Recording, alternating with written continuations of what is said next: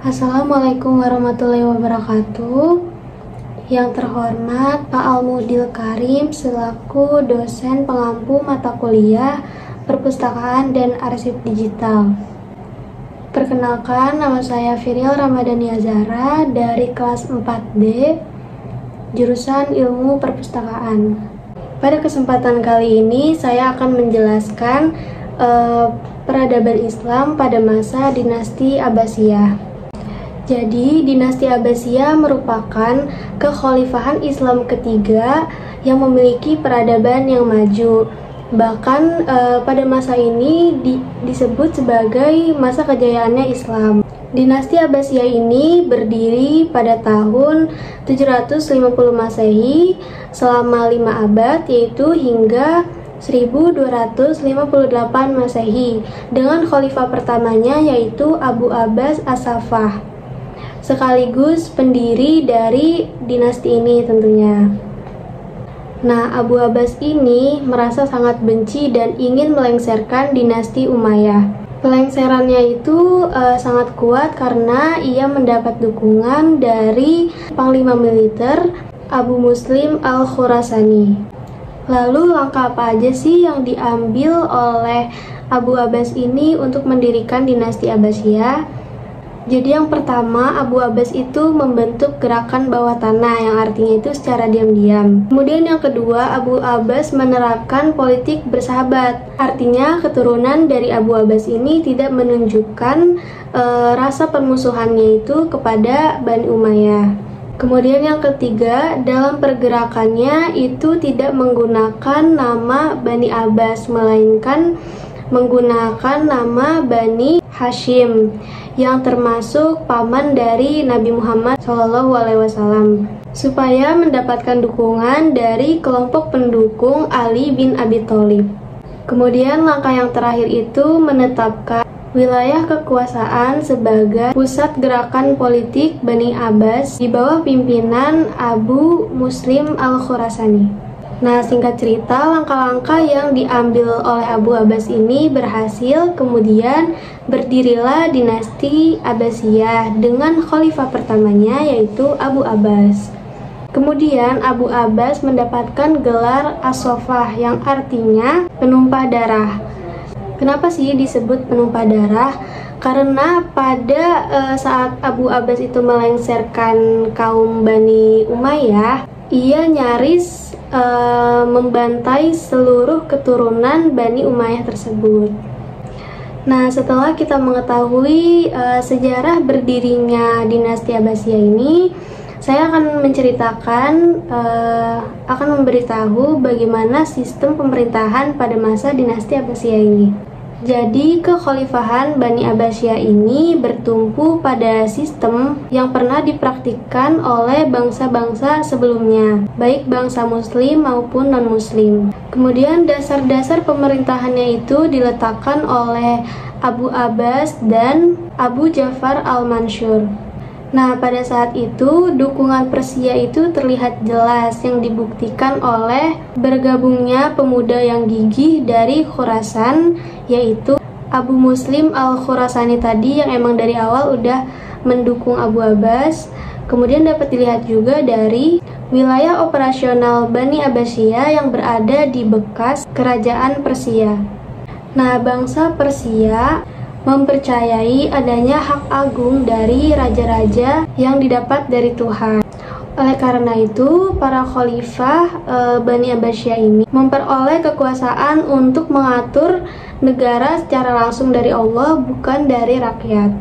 Nah, kekuasaan tertinggi pada kekhalifahan Bani Abbasiyah ini terletak pada ulama, sehingga sistem pemerintahannya merupakan sistem teokrasi.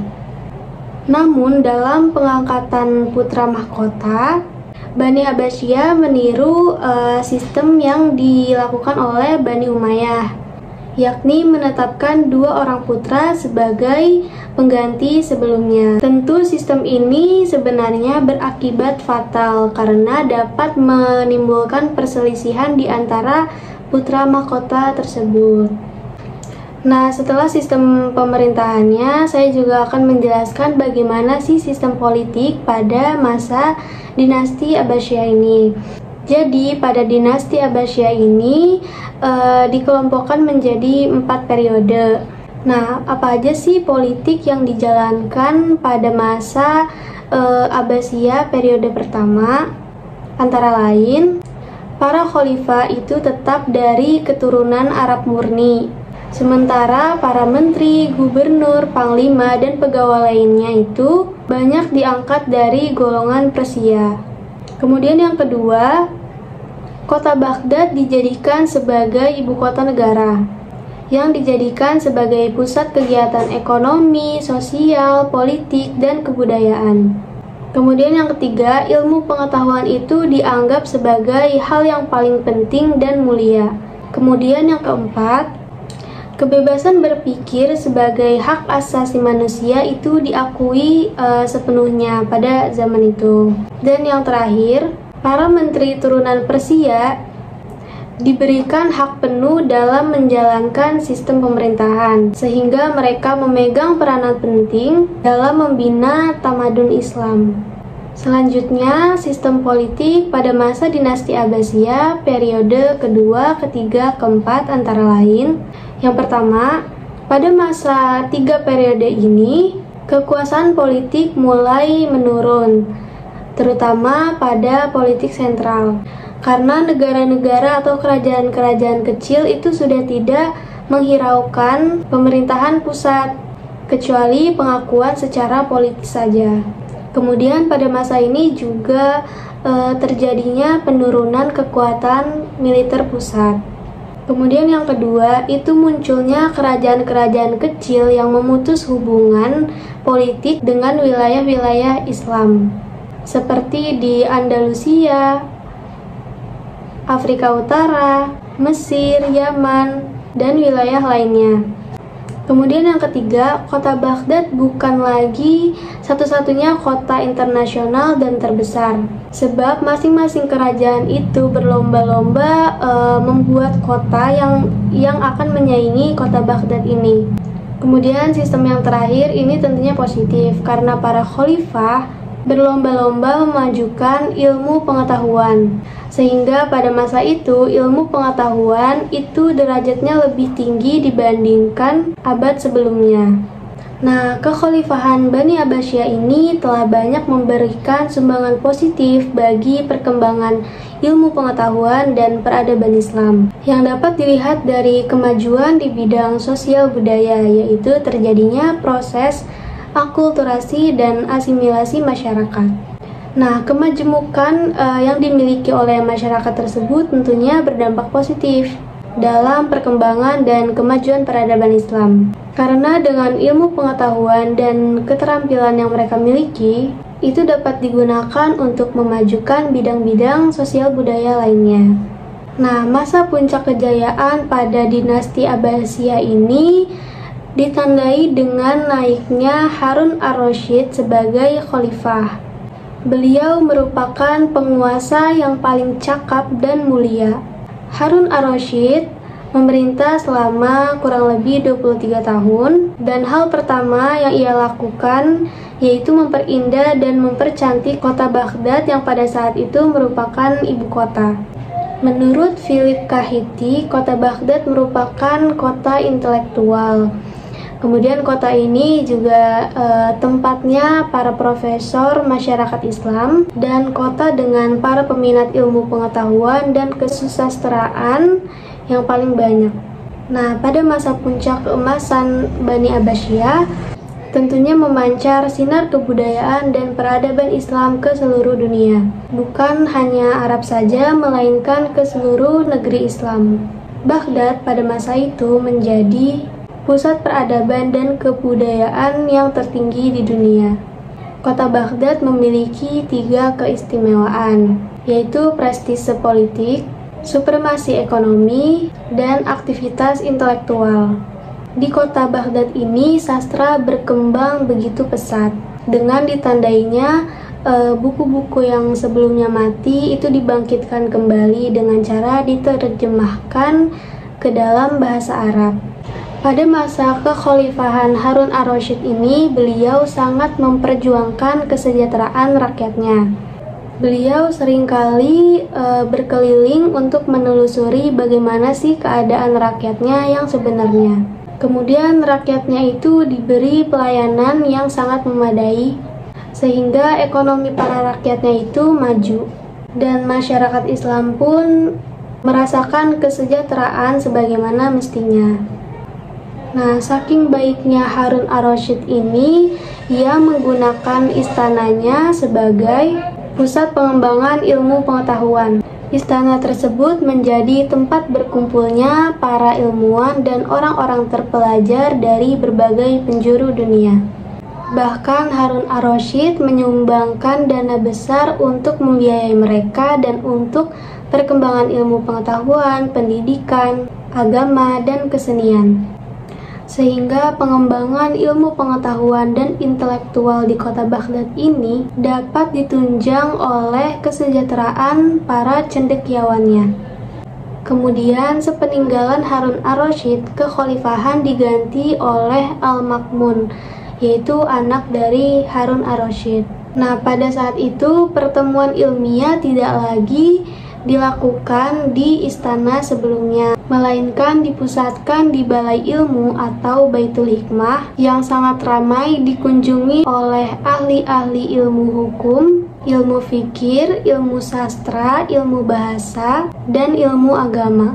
Bahkan dalam bidang kesusastraan, pertemuan itu dipimpin sendiri oleh Al-Ma'mun dengan dihadirinya para ahli sastra. Sebagai wujud kecintaan Al-Ma'mun terhadap ilmu pengetahuan, beliau membagi 3 fungsi Baitul Hikmah tersebut, yaitu sebagai akademi, pertemuan, dan tempat penerjemahan. Sebagai fungsi akademi, itu dijadikan tempat pertemuan diskusi ahli filsafat Yunani, filsafat India, tokoh-tokoh Syiah, tokoh Khawarij, dan tokoh Sunni. Yang menghadiri pertemuan diskusi tersebut ada juga yang non-muslim. Bahkan setelah menghadiri diskusi tersebut, mereka yang tadinya non-muslim itu bergabung menjadi kaum muslim. Kemudian fungsi sebagai perpustakaan itu dijadikan tempat bertemunya berbagai macam ilmu pengetahuan yang sudah diterjemahkan ke dalam bahasa Arab. Dan fungsi sebagai tempat penerjemahan, para khalifah menggaji banyak ahli dari berbagai cabang ilmu dan memberikan mereka hadiah berupa emas seberat buku yang mereka terjemahkan.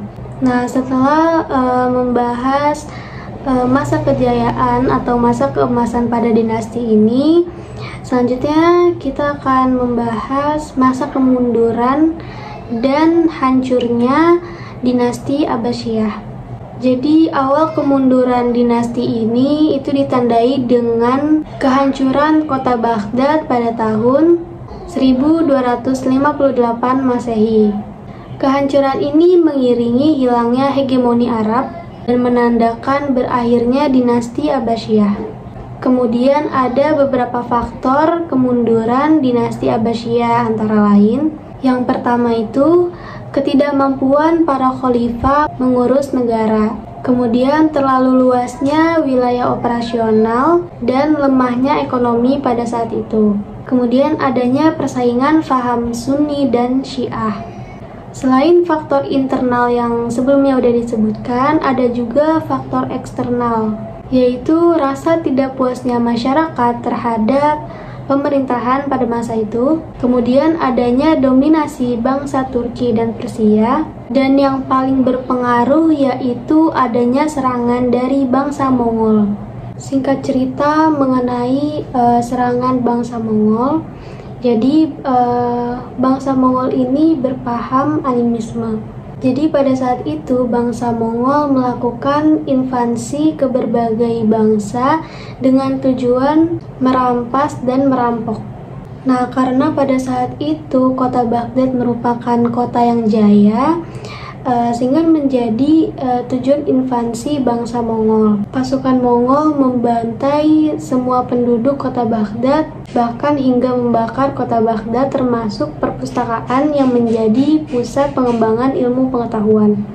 Nah, akibat terbakarnya perpustakaan yang menjadi pusat ilmu pengetahuan, manuskrip-manuskrip dan bahan bacaan lainnya itu terbakar hangus, sehingga tidak ada lagi ilmu pengetahuan yang terekam secara fisik. Kemudian dengan terbunuhnya Khalifah Al-Mutashim, itu menandakan berakhirnya dinasti Abbasiyah. Baik, jadi itu saja yang bisa saya jelaskan. Apabila ada ketidaksesuaian atau salah kata atau salah paham, mohon dimaafkan. Terima kasih atas perhatiannya. Wassalamualaikum warahmatullahi wabarakatuh.